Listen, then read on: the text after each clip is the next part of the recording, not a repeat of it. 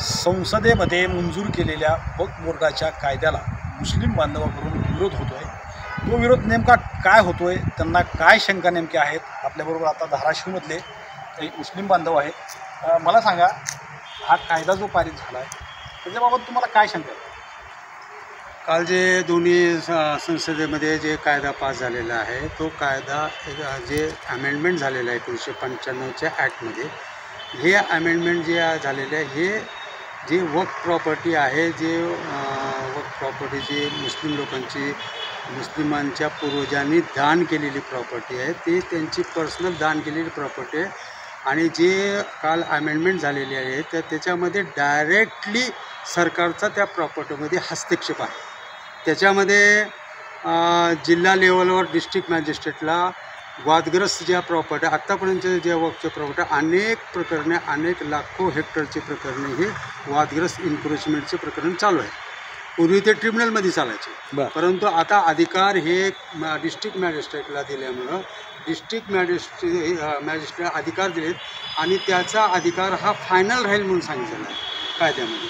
तर इथंच एक म्हणजे शंका, अशी सर्व शंका म्हणजे ह्या गोष्टी पुढं भविष्यात घडणारच आहेत की कलेक्टर हे वादग्रस्त जमिनीचे हे निर्णय हे सरकार जे म्हणजे जो सरकार ज्या स्टेटमध्ये रूलिंगमध्ये आहे. बरं ठीक आहे, तुमचा मुद्दा लक्षात आला. तुम्हाला काय वाटतं ह्या कायद्याबद्दल? तुम्हाला माहिती घेतली, तुम्ही जी माहिती घेतली आणि सविस्तर माहिती घेतली की मला 1995 पासून जे कायदा होता तो चांगला होता. आमचं मान्य आहे की आमच्या जमिनी, आमचं वक्फ बोर्ड हे बरोबर चालत होतं. त्याच्यात हस्तक्षेप जे केले चांगला असताना कुणी हस्तक्षेप करत नाही.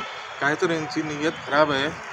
मुस्लिम प्रॉपर्टीसाठी कुठं ना कुठं हडप करायचा, मोठे धन लोकाला हे द्यायचं ते आसन करून ठेवलेलं आहे की मोठे लोकांना आमची मुस्लिम प्रॉपर्टी त्यांना भेटेल असं वाटतं. आज तुम्हाला तसं शंका आहे, तुम्हाला काय वाटतं? मुस्लिम जी प्रॉपर्टी आहे वक्फ बोर्डाची, भारतातील धनदांडग्या उद्योगपतींना देण्याचा घाट आहे असा आम्हाला संशय आहे. म्हणजे ह्या कायद्यानुसार त्यातली एक आता म्हणता येईल, आता अंबानीचं जे घर आहे ते वक्फ प्रॉपर्टीवरच आहे ना. बरं नाही, तर त्या आम्हाला असं संशय आहे की आणखीन प्रॉपर्टी आमच्या ज्या की भारतातील धनदांडग्या लोकांना तुम्ही ह्या प्रॉपर्ट्या सुपूत करतात अशी एक भीती आहे आम्हाला. त्याच्यामुळे तुम्हाला ह्याला विरोध आहे. आता 1995चा जी कायदा आहे वक्फ बोर्डाचा आणि आत्ताही पारित झालेला, 95चा तुम्हाला योग्य वाटतो आणि आत्ताचा नाही, काय बदल आहे तुम्ही? 95चा कायदा हा एकदम इतका परफेक्ट होता की वक्फ बोर्डाची 1 इंचसुद्धा जमीन ही कोणाला विकली जाऊ शकत नव्हती आणि कोणाला देऊ जाऊ शकत नव्हती, कारण ती एकदा वक्फ प्रॉपर्टी झाली तर ईश्वराची प्रॉपर्टी आहे. म्हणजे काल पारित जी कायदा झाला का त्याच्यात पण तीच हे आहेत ना, नियमावली तीच आहे. परंतु जे वादग्रस्त जमिनी आहेत वक्फ प्रॉपर्टीच्या त्याचा निर्णय देण्याचा अधिकार हा डिस्ट्रिक्ट मॅजिस्ट्रेटला आहे आणि डिस्ट्रिक्ट मॅजिस्ट्रेट आपल्या मनाप्रमाणे जसं सरकार ठरवलं तसं त्या जमिनी त्यांना देऊन टाकेल आणि त्यांचा तो फायनल निर्णय असा आहे की तो त्यांचा निर्णय हा फायनल राहील. त्याच्यामुळे अनेक आमच्या वक्फ बोर्डाच्या जमिनी आहेत ते कलेक्टर त्यांना वाटेल तिथं त्यांना देऊन टाकतील. हा सर्वात मोठा धोका या कायद्याच्या बदलामध्ये आहे. आणि मला दुसरा मुद्दा सांगा, ते 2 सदस्य जे घेणार आहेत म्हणजे जिल्हा लेवलपासून ते केंद्राच्या कमिटीपर्यंत, त्याच्याबाबत काय शंका तुम्ही? याच्यामध्ये कसं मत आहे, ही वक्फ प्रॉपर्टी ही मुस्लिम प्रॉपर्टी आहे. पूर्वीच्या कायद्याप्रमाणे कुठलाही मेंबर हा फक्त मुस्लिम समाजाचा होत होता, परंतु आताच्या नवीन कायद्याप्रमाणे महिला आणि इतर समाजाचा एक किंवा 2 मेंबर असेल. सेंट्रल वक्फ बोर्ड वेगळा आहे, स्टेट वक्फ बोर्ड वेगळे आहेत आणि जिल्हा लेवलवर जे ते बोर्ड ठेवलं ते डिस्ट्रिक्ट मॅजिस्ट्रेटच्या अंडर बोर्ड ठेवलेला आहे.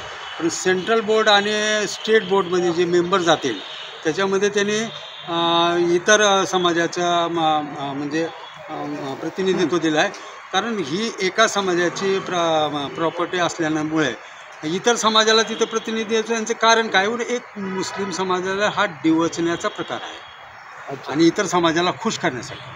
त्याच्यामध्ये त्यांना फार काय मोठा फायदा होईल असं आम्हाला वाटत नाही, परंतु हे सरकार म्हणजे आम्ही कसं त्यांना कंट्रोलमध्ये ठेवतो आहे, आम्ही कसं हे करतो, एखादा मेंबर आणायला फार मोठा एखादा समाजाला फायदा होईल असं वाटत नाही, परंतु हा डिवचण्याचा प्रकार आहे. ह्या संदर्भात आज देशातून 2 याचिका दाखल झाल्या.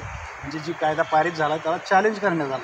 बरोबर आहे. आज असं बातमी अशी मिळालेली की एक काँग्रेसचे जावेद म्हणून खासदार आहेत, किशनगंजमधून निवडून येतात, बिहारमधून आहेत, त्यांनी आणि AIMMचे असुद्दीन ओवैसी साहेब या दोघांनी आज सुप्रीम कोर्टामध्ये या कायद्याला चॅलेंज केलेलं आहे. एकंदरीतच ह्या कायद्याला या कायद्यावरती जी आहे ती मुस्लिम समाज नाराज असलेला आपल्याला दिसते. अशा वक्फ बोर्डाच्या जमिनी ज्या आहेत ती धाराशिव जिल्ह्यामध्ये 3,500 एकर जमीन धाराशिव जिल्ह्यामध्ये सुद्धा वक्फ बोर्डाची आहे आणि ती जमीन कुणाच्या तरी खाजगी मालकीची कधी ना कधी होऊ शकते अशी शंका धाराशिवमधील मुस्लिम बांधवाला सुद्धा आहे. श्रीराम क्षीरसागर, TV9 मराठी, धाराशिव.